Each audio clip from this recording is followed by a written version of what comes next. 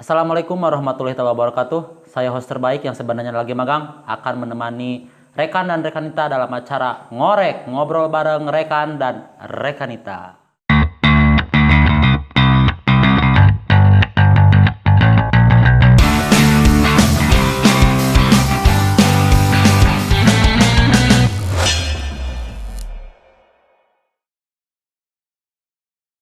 Assalamualaikum warahmatullahi wabarakatuh.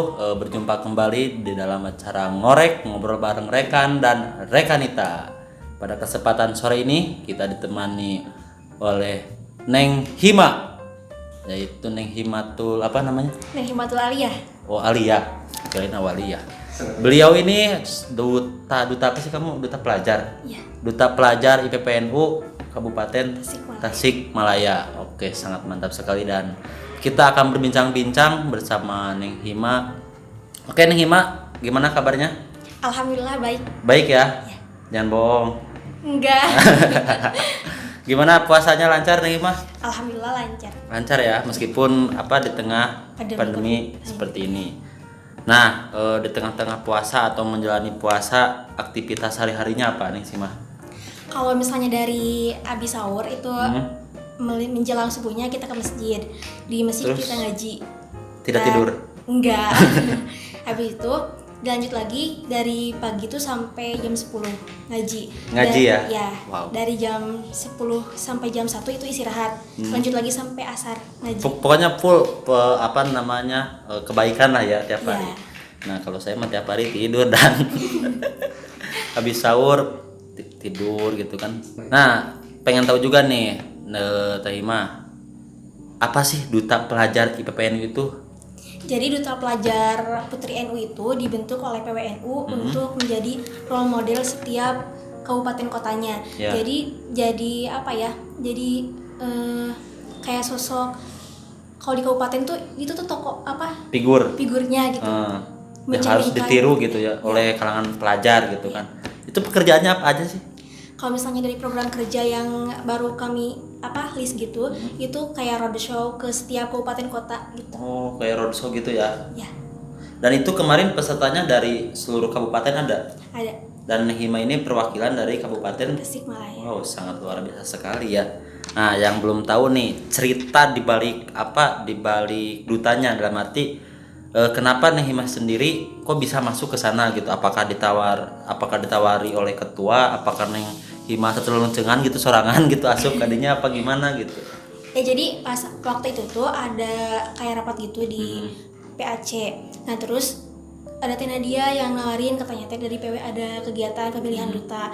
Nah terus Teh Nadia tuh ngerekomendasi buat ikut. Tapi Ima tuh mikir-mikir lagi takutnya gak bisa. Ragu gitu ya? Takut ragu.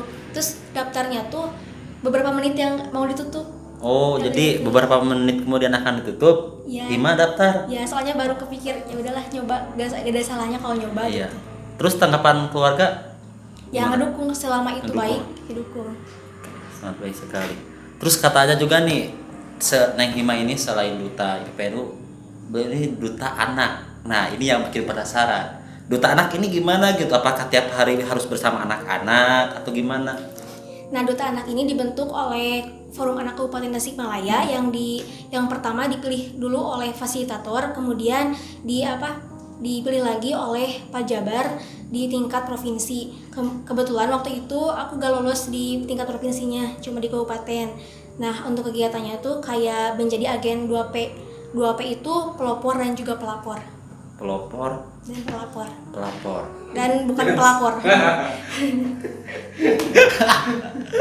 Oke. Dan katanya Neng Hima ini sangat diapresiasi oleh banyak orang ya, khususnya di sekarang kelas berapa sih kamu? Kelas Kelas 11. 11. Ya. Di PPNU jabatannya di mana?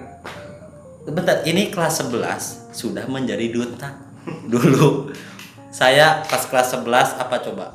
Tidur, ngaji, dan sekolahnya pun bolos. Kalau sekarang Kalau sekarang sih jadi host terbaik. Lagi magang. Oke, Neng Ima sekarang di IPPNU jabatannya apa? Di PK itu jadi bidang dakwah. Bidang dakwah. Ya.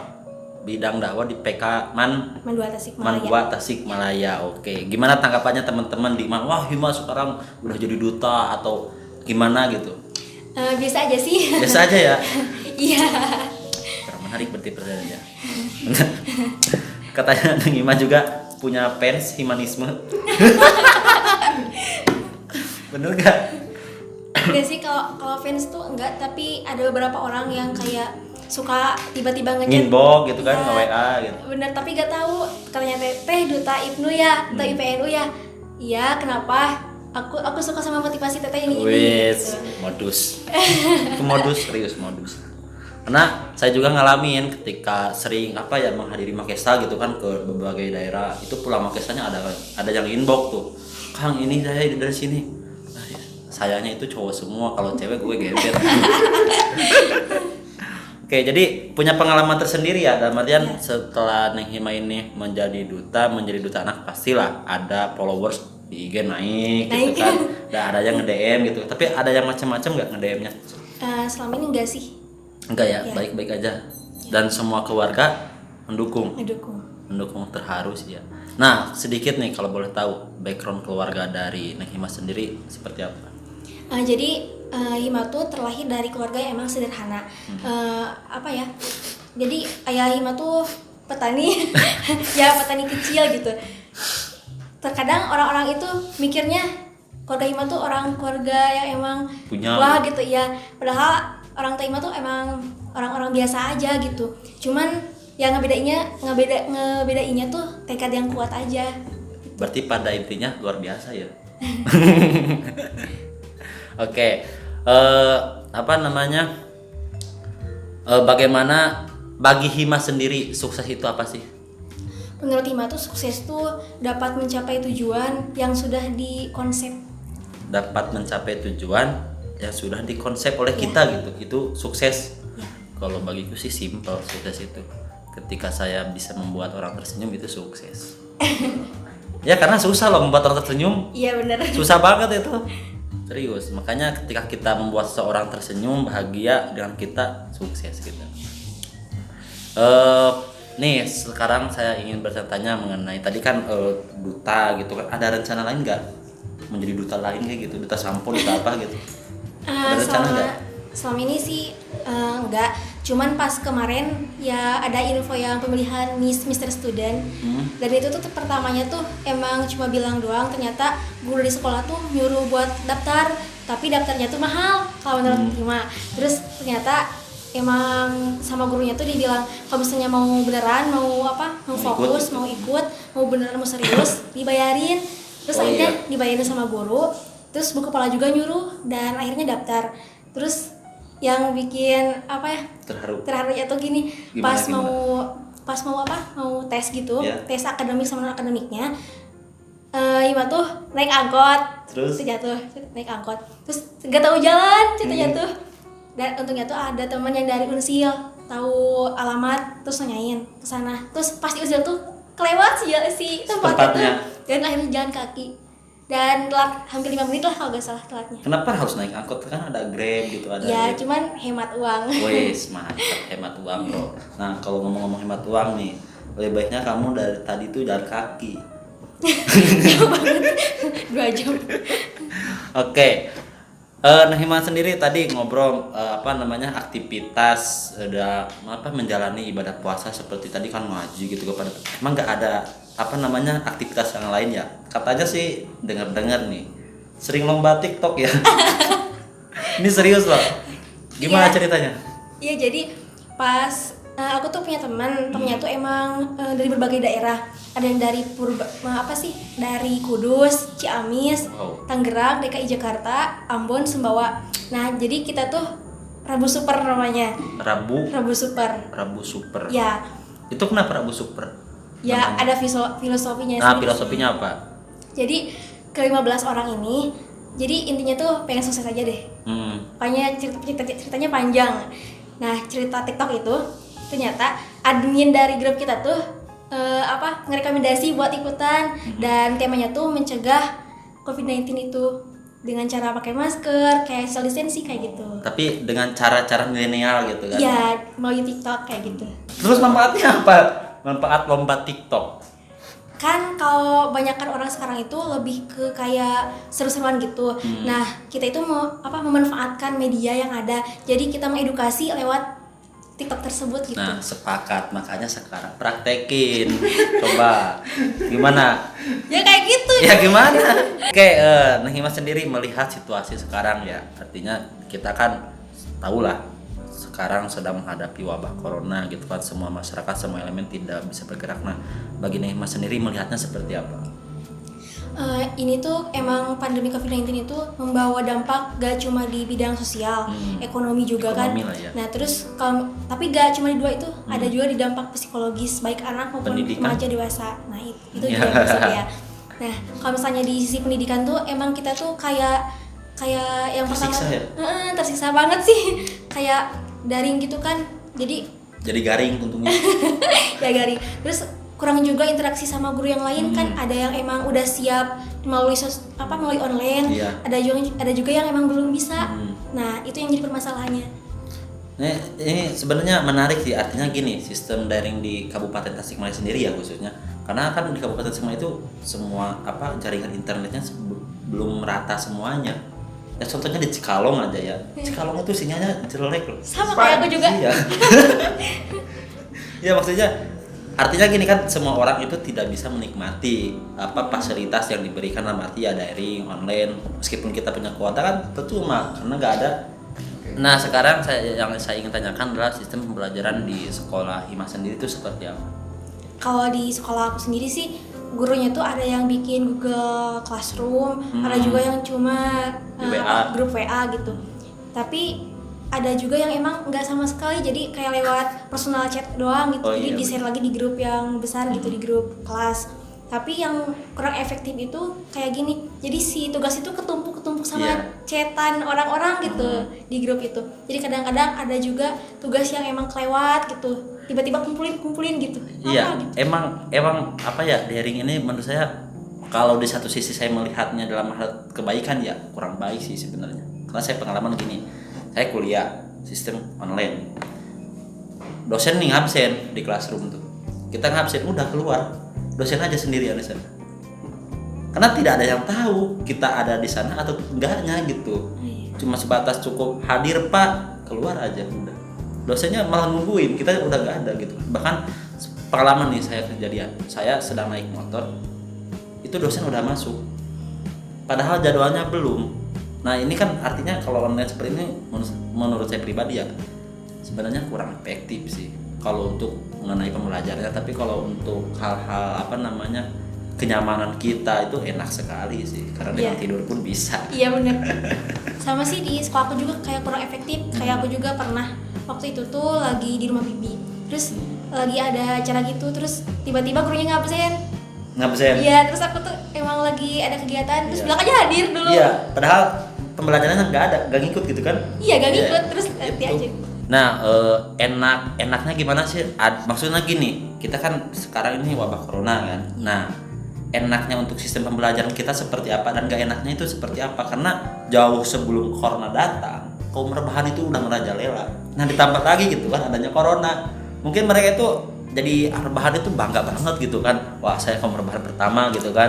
Sebelum orang-orang mengikutinya gitu. Iya sih benar. Jadi yang pertama tuh kayak harus emang ada sanksinya gitu sih kata aku mah. Jadi biar tegas juga gurunya, tapi terkadang ketegasan guru tuh menjadi beban juga buat anak-anak. Gitu. Tapi ini tuh kayak emang ada positif negatifnya juga. Ya pasti. Ya.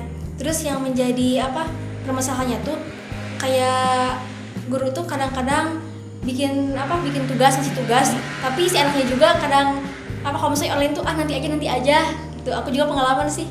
Ya maksudnya kalau guru atau dosen tiap hari ngasih tugas itu menurutku kurang ngeh juga. Karena bayangin loh, kita tiap hari di rumah gak keluar, tiap hari ngerjain tugas gitu. Itu kan membuat imun kita itu gelo gitu. Kalau bayangkan. Iya, stres sih. Bener kan? Iya. Kenapa enggak pembelajaran yang lain gitu kan? Nah mungkin ini buat dosen-dosen atau guru-guru yang lain, cobalah lihat gitu. Kami juga manusia, lupa, dan butuh perhatian dari bapak dan ibu. Oke. Nah sekarang Hima itu perempuan kan? Ya. Hima. Oke. Yang saya ingin tanyakan adalah peran perempuan di zaman milenial ini seperti apa? Kalau misalnya peran perempuan sendiri itu tuh masih, sekalipun mereka tuh punya cita-cita yang tinggi tapi masih banyak hambatan. Ya. Misalnya banyak orang yang berkarir kayak gitu kan, tapi masih banyak aja yang bacot gitu tentang perempuan itu. Gimana bacotnya coba? Ya kayak misalnya melanggar tradisi kan. Jadi ada kayak kata-kata wanita tuh cukup di dapur aja, ngapain juga kan punya pendidikan tinggi kalau misalnya ujung-ujungnya di dapur juga. Tapi kan kalau menurut Hima, meskipun kita punya pendidikan yang tinggi, tapi ke dapur pun dapur berkelas gitu. Iya. Gitu. Emang sih saya juga agak sepakat lah dengan Hima dalam arti bahwa perempuan hari ini ya Kartini hari inilah, katakan Kartini hari ini itu beda dengan dulu gitu. Bahkan di zaman Rasulullah pun kan perempuan itu diangkat gitu martabatnya gitu kan, Rasul itu seperti itu. Nah hari ini apalagi gitu kan bahwa kita itu harus memuliakan perempuan. Dan untuk mencapai hal itu gimana perempuan harus melakukan apa? Perempuan itu harusnya tuh kita tuh saling berpegangan tangan, bukan saling menjatuhkan. Intinya tuh sukses berkolaborasi gitu. Sama perempuan aja saling Ya, bergandengan tangan. Ya maksudnya tuh kayak kita tuh jangan saling menjatuhkan ketika yang sukses kayak gitu. Ya. Dan sekarang Hima udah punya pacar belum? Belum. Oke guys, buat kalian apa IG kamu? Himatul Alias 123. Himatul Alias 123. Pilih aku atau dia. Oke, selanjutnya Teh Hima sendiri motivasinya apa sih untuk pertama mengikuti organisasi, terus mengikuti duta, yang lain-lain lah. Motivasinya apa sih? Jadi yang pertama itu kita tuh harus memiliki kecerdasan emosional juga di samping kecerdasan intelektual. Nah, benar intelektual. Karena saling menyempurnakan. Nah, terus kenapa sih buat organisasi? Karena organisasi itu dapat jadi dapat memberikan pelajaran lah ya. Ya, memberikan pelajaran juga pengalaman dan memberikan hal yang tidak dapat kita dapatkan di sekolah. Kenapa milih IPPNU? Karena IPPNU itu luar biasa. Awalnya tuh jadi penasaran sih apa sih gitu. Terus akhirnya nyoba terjun dan akhirnya emang suka, nyaman gitu. Nyaman di IPPNU lah ya. Oke, sangat baik sekali. Dan semoga senyaman di IPPNU itu senyaman di IPNU gitu kan. Oke, yang terakhir nih Teh Hima, pesan untuk rekan dan rekanita IPNU di Kabupaten Tasikmalaya dan di manapun yang berada. Pesannya apa? Iya, buat rekan dan rekanita semuanya, jangan lupa jaga kesehatan dan di tengah pandemi COVID-19 ini pastikan semuanya melakukan hal secara online, tetap sabar dan semangat, meskipun di rumah tetap berkarya. Tetap berkarya, itu yang lebih penting guys ya. Oke, waktu sudah habis. Terima kasih banyak Teh Hima sudah mau jauh-jauh datang ke sini. Mohon maaf kita terlambat karena ada hal lain.